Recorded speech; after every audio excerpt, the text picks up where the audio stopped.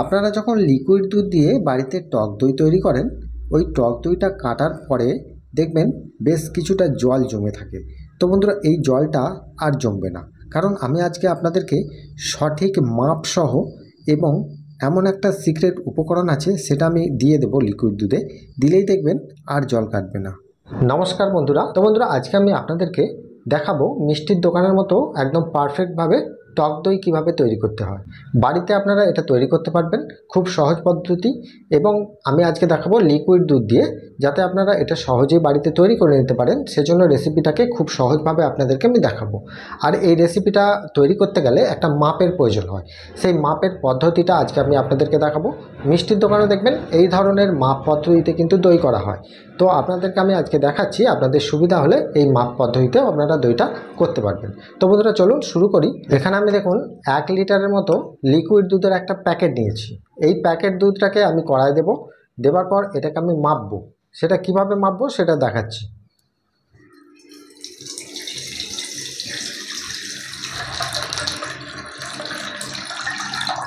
এই যে এখানে আমার 1 লিটারের মতো দুধটা রয়েছে, লিকুইড দুধটা। এই দুধটাকে যদি আপনাদেরকে মাপ সিস্টেমে করতে হয়, সেজন্য দেখুন আমি কতটা দুধকে ফুটিয়ে মারবো সেটার উপর নির্ভর করছে। আমি যদি 1 লিটার দুধকে 250 থেকে 300 ml মেরে দিই, সেজন্য আমাদেরকে এই 1 লিটার দুধ থেকে আমাকে 250 ml তুলে নিতে হবে। কারণ যদি আমি 750 গ্রাম দই করি, 750 ml 1 লিটার দুধ থেকে, তাহলে আমাকে 250 গ্রাম এখান থেকে তুলে নিয়ে আমাকে মাপটা দেখতে হবে। সেজন্য দেখুন মাপ পদ্ধতিটা কিভাবে দেখাই।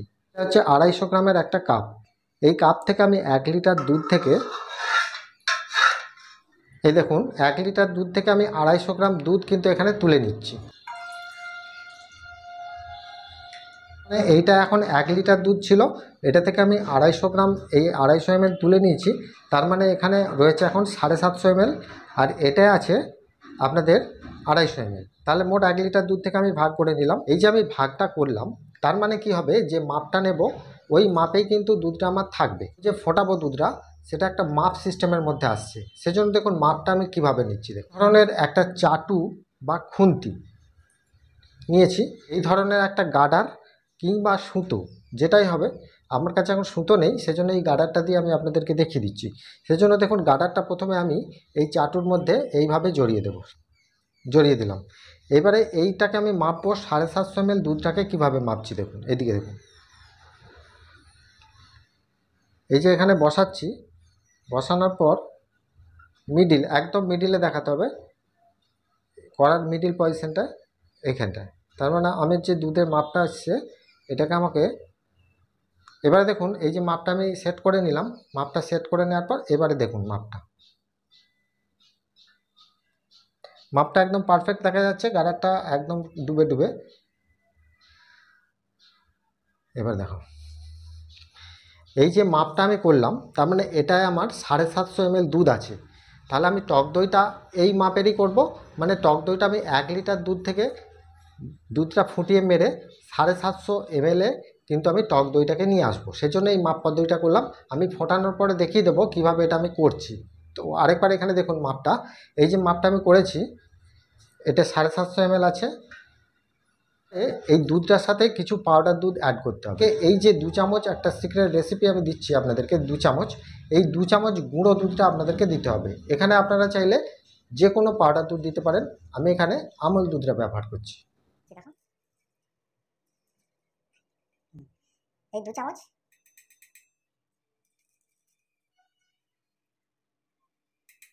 এবার দিয়ে এটাকে ভালো করে গুলিয়ে নেব।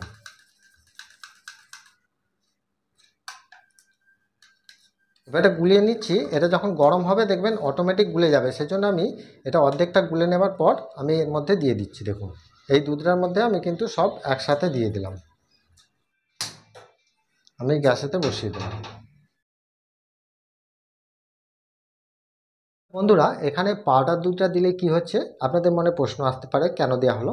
পাউডার দুধটা দেওয়ার একটাই কারণ, লিকুইড দুধের সাথে টক দই বসাতে গেলে যদি পাউডার দুধটা দেওয়া হয়, তাহলে টক দইটা বসানোর পরে আপনাদের বাড়িতে যখন দেখবেন বসানোর পরে একটু হালকা জল কেটে যায়, রেখে দিলে জল কেটে যায়।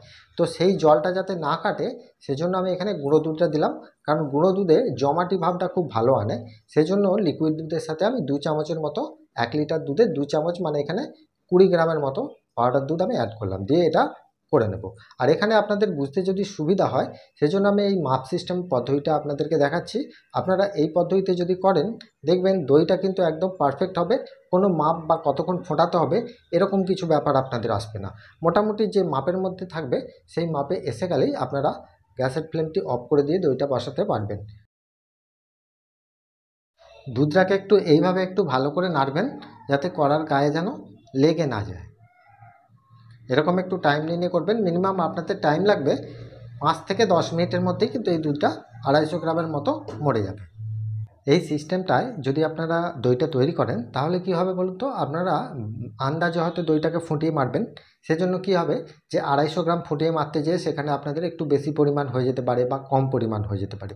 সেজন্য কি হয়, যদি আপনারা এই মাপটাকে যদি সঠিকভাবে করতে পারেন তাহলে কি হবে, আপনাদের নতুন করে বা মাথায় কোনো টেনশনও থাকবে না যে কতটা দুধ মরছে।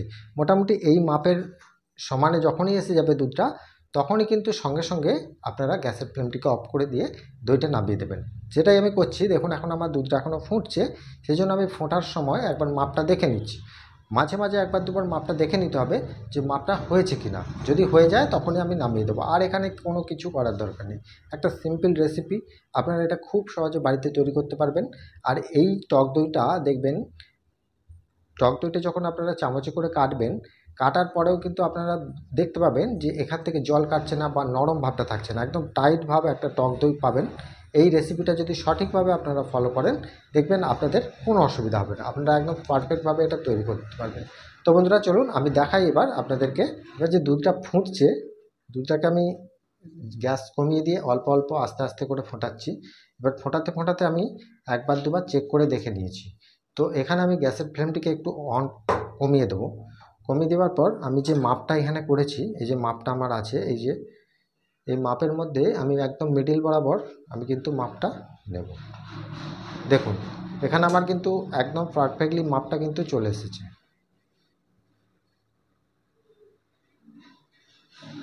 এই যে মাপটা কিন্তু আমার যে ছিল সেই মাপটা কিন্তু দেখুন আমার একদম মিডিল বরাবর আমি কিন্তু এটা দিচ্ছি।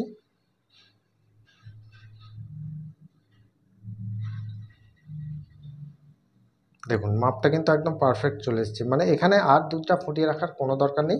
এবার আমি গ্যাসটাকে অফ করে দেবো। অফ করে দিয়ে দুধটাকে একবার ভালো করে ফেটিয়ে নেব।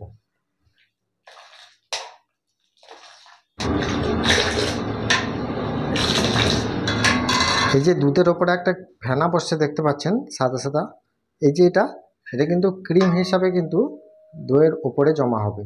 এই ক্রিমটা যদি তুলতে পারেন এইভাবে ফেটিয়ে ফেটিয়ে গরম দুধটা, তাহলে কিন্তু আপনাদের দইটা একদম পারফেক্ট ক্রিমের মতো খেতে লাগবে। আর এখানে দেখুন এই যে মাটির পাত্রগুলো আছে, এই মাটির পাত্রতে আমি দইগুলো বসাবো, সেই জন্য এই মাটির পাত্রটা আমি কিন্তু মুছে পরিষ্কার করে নিয়েছি। এখানে আমি আপনাদেরকে বলে রাখি যে আপনারা কখনোই এই মাটির পাত্রগুলো ধুয়ে ব্যবহার করবেন না। ধুয়ে ব্যবহার করলে কি হবে যে এখানে দই বসতে আপনাদের সমস্যা হতে পারে, অথবা দই নাও বসতে পারে, কারণ ধুয়ে নিলে এই ভাঁড়ের ভেতরে অতিরিক্ত জলগুলো ঢুকে যায়, সেজন্য এটাকে শুকোনোর অনেক ঝামেলা থাকে। সেজন্য আপনারা ডাইরেক্ট মাটির ভাঁড়, শুকনো ভাঁড়ে এভাবে বসাবেন। তো এই মাটির পাত্রে যদি আপনারা দই বসাতে পারেন, অথবা এই টক দই যে কোনো পাত্রে আপনারা বসাতে পারেন, সেটা কাঁচের বাটি হোক, স্টিলের বাটি হোক, মানে যে কোনো জায়গাতেই আপনারা বসালেই দই কিন্তু বসে যাবে। এখানে আমি একটা 500 আর একটা 200 গ্রামের ভাঁড় আমি এখানে নিয়েছি। এবারে দেখুন আমি এখানে 100 গ্রামের মতো টক দই নিয়েছি। টক দই বসানোর জন্য আপনাদেরকে আমি বলবো টক দইয়ের সাজাটাই ব্যবহার করবেন। মিষ্টির দোকান থেকে যে কোনো টক দই নিয়ে আসলেই কিন্তু আপনারা দইটা বসাতে পারবেন। এখানে দই বীজ বা দইয়ের সাজা বলে কিছু হয় না। সাধারণত দই বসাতে গেলে একটা দই লাগে, সেই দইটা টক দইয়ের ক্ষেত্রে আপনাদেরকে আমি বলবো টক দই দিয়ে দইটা বসাবেন। কারণ মিষ্টি দই দিয়েও টক দই বসানো যায়, কিন্তু অনেক ক্ষেত্রে কি হয় যে মিষ্টি দইটা সাজা হিসাবে যদি আপনারা ব্যবহার করেন, সেক্ষেত্রে দেখা যাবে যে টক দইটা যখন আপনারা খাবেন একটু হয়তো মিষ্টি ভাব লাগছে। সেজন্য আপনাদেরকে রিকোয়েস্ট করব, যখন আপনারা টক দই বসাবেন, টক দইয়ের ক্ষেত্রে আপনারা টক দইয়ের সাজাটাই কিন্তু মিষ্টির দোকান থেকে নিয়ে এসে ব্যবহার করবেন। এখানে যেহেতু আমার 750 ml মতো দুধটা রেডি হয়ে আছে, সেজন্য আপনাদেরকে আমি এখানে 75 গ্রামের মতো বা 50 থেকে 75 গ্রাম কিন্তু টক দই এখানে ব্যবহার করা যাবে। তো এখানে আমি 75 গ্রামের মতো টক দই আমি নিয়ে এসেছি মিষ্টির দোকান থেকে। ওই টক দইটা ভালো করে একটা বাটিতে ফেটিয়ে নেব। ফেটিয়ে নেবার পর আমি এটাকে দইয়ের সাথে দিয়ে ব্যবহার করব।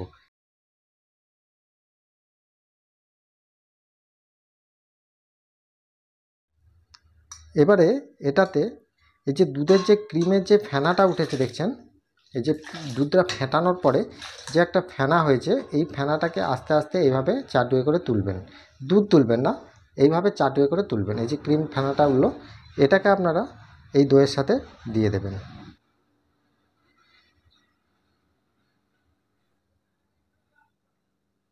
এবারে এই টক দইটাকে ভালো করে একটু ফেটিয়ে নেবেন। টক দইয়ের সাজাটাকে খুব সুন্দরভাবে এইভাবে ফাটিয়ে নেবেন। ফাটিয়ে নিলে দেখতে পাবেন যে একটা সুন্দর ক্রিমের মতো একটা ভাব আসছে। দেখুন, দইটাকেই আমরা এবার দই বসানোর কাজে ব্যবহার করব। দইটা যখন আপনারা বসাবেন তখন দুধটা খুব গরমে দেবেন না। খুব গরমে যদি আপনারা সাজাটা দিয়ে দেন তাহলে কি হয় যে দুধটা কিন্তু কেটে যাওয়ার সম্ভাবনা থাকে। আর যদি খুব ঠান্ডায় কিন্তু যদি সাজাটা দেন দই বসানোর জন্য, সেক্ষেত্রে কি হয় যে দইটা বসতে অনেক দেরি হয়। সেজন্য আপনাদেরকে যে তাপমাত্রাটা নিয়ন্ত্রণ করতে হবে, হাত ছোঁয়া গরম অবস্থায় কিন্তু আপনাদেরকে দুধটা রাখতে হবে। হাত ছোঁয়া গরম অবস্থায় সাধারণত আঙুলটা ডুবিয়ে 2-3 সেকেন্ড যদি আপনারা রাখতে পারেন দুধের মধ্যে, এটাকেই আমরা এখানে হাত ছোঁয়া গরম অবস্থায় বলা হচ্ছে। তো দুধের মধ্যে আঙুলটা ডুবিয়ে দেখবেন, যখন দেখবেন যে আঙুলটা ডুবিয়ে 2-3 সেকেন্ড বা 5 সেকেন্ড রাখতে পারছেন, তখনই বুঝতে পারবেন যে এখানে আমাদের দুধটা পারফেক্টভাবে হাত ছোঁয়া গরম অবস্থায় এসে গেছে। আর আমি এখানে দেখিয়ে দিচ্ছি দুধটা আমার হাত ছোঁয়া গরম অবস্থায় কিন্তু এসে গেছে। আঙুলটা ডুবিয়ে আমি 2-3 সেকেন্ড বা 5 সেকেন্ড রাখতে পারছি। এবারে ফেটিয়ে রাখা যে সাজাটা আমি এতে দিয়ে দেব।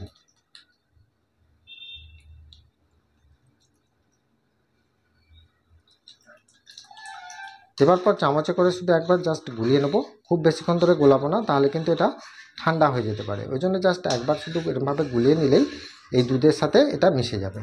তো এইবার দেখুন আমি দইটা বসাচ্ছি, সেই জন্য দইটা আমি এইভাবে তুলে এই যে মাটির ভাঁড়ে আমি কিন্তু এটা দিয়ে দেব। আর এই দুধটা যখন এতে দেবেন আপনারা কিন্তু একটু খুব তাড়াতাড়ি করবেন, কারণ না হলে দুধটা কিন্তু ঠান্ডা হয়ে যেতে পারে। যেহেতু হাত ছোঁয়া গরম অবস্থায় এসে গেছে, এজন্য এটাকে আর বেশিক্ষণ ঠান্ডা করলে হবে না, এটাকে সঙ্গে সঙ্গেই কিন্তু বসিয়ে নিতে হবে।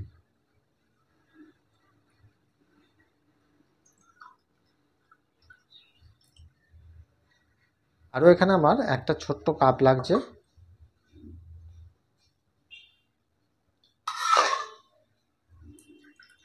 আমার এখানে 3টে ভাঁড় কিন্তু আমার দেওয়া হয়ে গেছে। এবারে এই যে তলাতে আমি একটা কাপড় দিয়েছি, গরম কাপড়, এবারে এর ওপর থেকে আমি এই ননস্টিক কড়াইয়ের ওপরে যে কাঁচের ঢাকনাটা থাকে সেটা আমি এইভাবে খুব সুন্দরভাবে লাগিয়ে দিচ্ছি। এবারে দেখুন একটা কাগজকে এইভাবে পাকিয়ে নিয়ে এখানে যে ফুটোটা আছে এই ফুটোর মধ্যে আমি কিন্তু এটা দিয়ে দিচ্ছি, কারণ এই তাপমাত্রাটা বাইরে যেন বেরিয়ে না আসে। এইভাবে বসানো হয়ে যাবার পর আপনাদেরকে 6 ঘন্টা কিন্তু এটাকে ঢাকা দিয়ে রাখতে হবে। সেজন্য এমনভাবে ঢাকা দিতে হবে যেন বাইরের বাতাসটা যেন ভেতরে ঢুকতে না পারে, আর ভেতরের বাতাসটাও যেন বাইরে বেরিয়ে আসতে না পারে। মিনিমাম আপনাদেরকে টক দইয়ের ক্ষেত্রে 5 থেকে 6 ঘন্টাও লাগতে পারে। এইভাবে নিয়ে সুন্দরভাবে চাপাটা দিয়ে দেবেন। এইভাবে ভাঁড়েতে দুধগুলো ঢেলে অন্ততপক্ষে আপনাদেরকে 5 থেকে 6 ঘন্টা আপনাদেরকে ওয়েট করতে পারে। তো দইয়ের তারতম্য অনুযায়ী আপনাদের 2-1 ঘন্টা কম বেশি লাগতে পারে, সেই জন্য আমি 6 ঘন্টা হিসেবেই আপনাদেরকে আমি ধরে নিচ্ছি। তো এখানে আমি সাধারণত 6 ঘন্টা পর এসে আমি টক দইটা দেখব হয়েছে কিনা। তো বন্ধুরা একটা কথা বলি, আমি ননস্টিকের কড়াইতে যে দইটা বসিয়েছি, তো আপনারা চাইলে যে কোনো জায়গার মধ্যেই কিন্তু আপনারা দইটা বসাতে পারবেন, তাতে কোনো অসুবিধা নেই। তো বন্ধুরা চলুন আমি 6 ঘন্টা পর এসে খুলে আপনাদেরকে আমি দেখাবো। এবারে দেখুন আমি 5.5 ঘন্টা পর একবার খুলে দেখছি যে দইটা জমেছে কিনা। সাধারণত টক দই একটু কম টাইমের মধ্যেই জমে যায়, মিষ্টি দই হলে একটু বেশি টাইম লাগে। সেজন্য আমি 5.5 ঘন্টা পরেই এই ঢাকনাটা সরিয়ে আমি একটা টক দই এখান থেকে তুলে নিয়ে একটু হালকা নাড়া দেবো। যদি দেখি যে সুন্দর বসে গেছে তাহলে অসুবিধা নেই, যদি দেখি একটু হালকা ঢলঢল করছে তাহলে এতে গরম জল দিয়ে সাইডে কড়ার মধ্যে গরম জল দিয়ে ঢাকা দিয়ে রেখে দিলেই একদম পারফেক্ট জমে যাবে। আর টক দইয়ের স্বাদটা যদি খুব বেশি পরিমাণ টক খেতে চান তাহলে এই দইটাকে আরও 3-4 ঘন্টা ফাঁকে রেখে দেবেন, দেখবেন এটা কিন্তু অনেকটা বেশি পরিমাণ টক ভাব এসে যাবে।